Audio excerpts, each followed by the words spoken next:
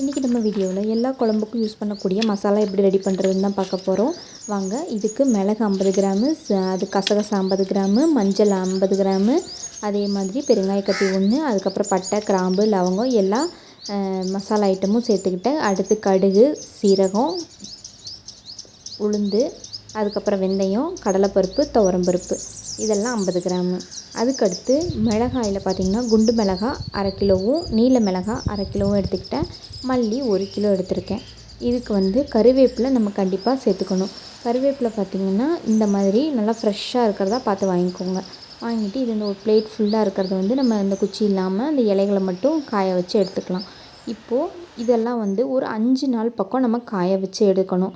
நம்ம இந்த அளவுக்கு மசாலா பொருட்கள் இப்படி சேர்க்கும்போது எல்லா குழம்புக்குமே, அதாவது வெண்டைக்காய் பொரியல், பாவக்காய், சாம்பார், கறி குழம்பு, மீன் குழம்பு எல்லாத்துக்குமே இது நல்லாயிருக்கும். இது ட்ரை பண்ணி பார்த்துட்டு எனக்கு சொல்லுங்கள். இது கண்டிப்பாக அப்படி உங்களுக்கு யூஸ் பண்ணுறதுக்கு அதிகமாக லெவல் போடாமல் ஒரு 1/2 கிலோ போல் எடுத்து இந்த மாதிரி மசாலாவுக்கு ரெடி பண்ணி வச்சுக்கோங்க. இப்போ இதெல்லாமே நம்ம வறுத்து எடுத்துக்கலாம். 5 நாளுக்கு அப்புறம் தான் நான் நல்லாவே இந்த மாதிரி வறுத்து எடுத்துக்கிட்டேன். நம்ம மல்லியையும் வரமிளகாயும் மட்டும் நம்ம தனியாக காய வச்சு அப்போ சூட்டோடு எடுத்து வச்சுக்கணும். அதுக்கப்புறமா நம்ம அரிசி, கடலைப்பருப்பு இதெல்லாம் அப்படியே ஒன்று ஒன்றா வறுக்க ஆரம்பிச்சிட்டேன் நான். அடுத்து கடுகு வறுத்தாச்சு. இந்த மாதிரி பொன்னிறமாக வறுத்து எடுத்துக்கோங்க. கருக விடாமல் நம்ம எல்லாத்தையும் வறுத்து எடுத்துக்கலாம். அடுத்து சீரகம் எடுத்துக்கலாம்.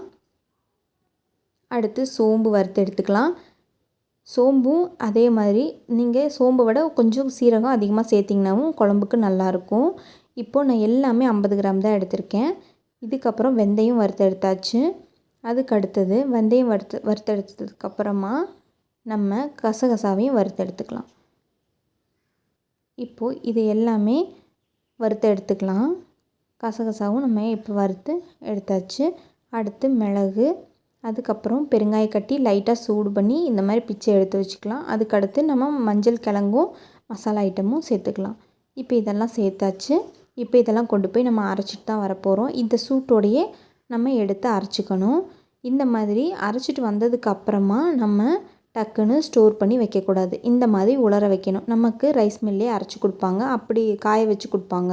அப்படி இருந்தாலும் நம்ம வீட்டில் இந்த மாதிரி காய வச்சதுக்கப்புறமா தான் நம்ம இந்த மாதிரி ஸ்டோர் பண்ணி வைக்கணும். இந்த டப்பாவை நல்லா வெயிலில் காய வச்சுட்டு அதுக்கப்புறமா மசாலா ஸ்டோர் பண்ணி வைங்க. கண்டிப்பாக இந்த வீடியோ உங்களுக்கு பிடிச்சிருக்குன்னு நம்புகிறேன். ரொம்பவே யூஸ்ஃபுல்லாக இருக்குங்க. ட்ரை பண்ணி பாருங்கள். வீடியோ பிடிச்சிருந்தா லைக், ஷேர், சப்ஸ்கிரைப். பாய்.